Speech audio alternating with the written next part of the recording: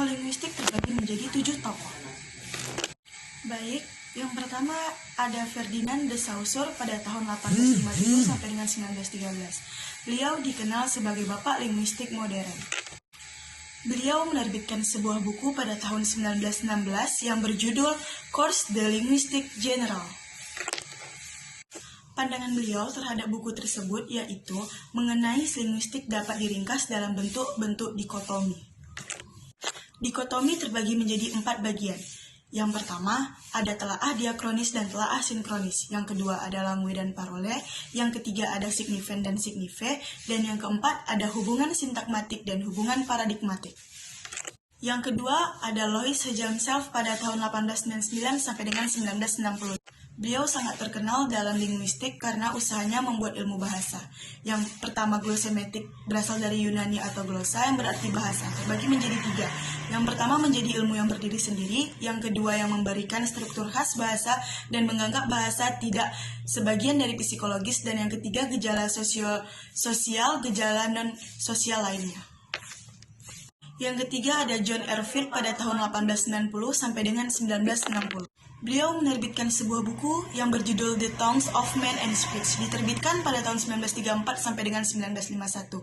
Di situ beliau berpendapat bahwa telaah bahasa harus memperhatikan komponen dan sosiologis.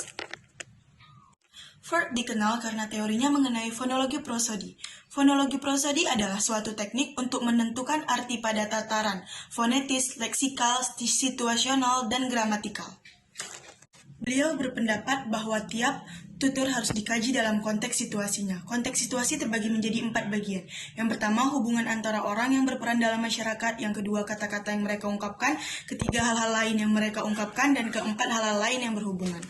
Baiklah, di sini saya akan menjelaskan mengenai 3 macam prosodi pokok. Yang pertama, prosodi yang menyangkut gabungan fonem, yaitu struktur kata, struktur suku kata, gabungan konsonan, dan gabungan vokal. Yang kedua, ada prosodi yang berbentuk oleh sandi atau jeda. Yang ketiga, ada prosodi yang realisasi fonetisnya melampaui satuan yang lebih besar daripada fonem, yaitu fonem-fonem supra-segmental. Lalu yang keempat ada Leonard Bloomfield pada tahun 1887 sampai dengan 1949. Beliau sangat berperan dalam mengembangkan ilmu linguistik struktural, khususnya pada Amerika Serikat. Ada 2 hal yang ikut membantu meluasnya pengaruh Bloomfield. Yang pertama, sifat mentalistis serasi dengan iklim filsafat di Amerika Serikat, yaitu behaviorism. Yang kedua, di Amerika Serikat pada masa itu terdapat bahasa Indian yang belum terperikan. Yang kelima ada Kenneth Alpic pada tahun 1912 sampai dengan tahun 2000. Beliau termasuk tokoh yang mengikuti Bloomfield. Teori beliau disebut dengan takmemic atau takmemics, yang berarti takmem adalah suatu terkecil tata bahasa yang merupakan korelasi antara guttural atau slot. Yang kedua ada gatra. Gatra adalah posisi fungsional yang diduduki oleh satuan sebagai bagian dari keseluruhan yang lebih besar. Yang keenam ada Noam Chomsky pada tahun 1928. Ia adalah linguis di samping pengamat politik yang paling disorot pada beberapa abad belakangan ini. Beliau menerbitkan sebuah buku yang berjudul Synthetic Structures pada tahun 1957. Pandangannya tentang bahasa cenderung bersifat rasional dan realistis mentalistis, yang berbeda pandangan pada masa itu, khususnya pada Amerika Serikat. Ia mengenalkan tata bahasa transformasi atau generatif yang dapat menjelaskan struktur bahasa secara eksplisit dan teliti melalui kaidah tulis kembali.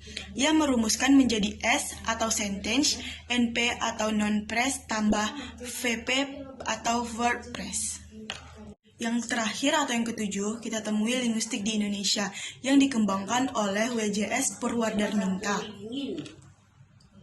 Beliau juga disebut sebagai Bapak Kamus Indonesia karena beliau menerbitkan Kamus Besar Bahasa Indonesia pada tahun 1989.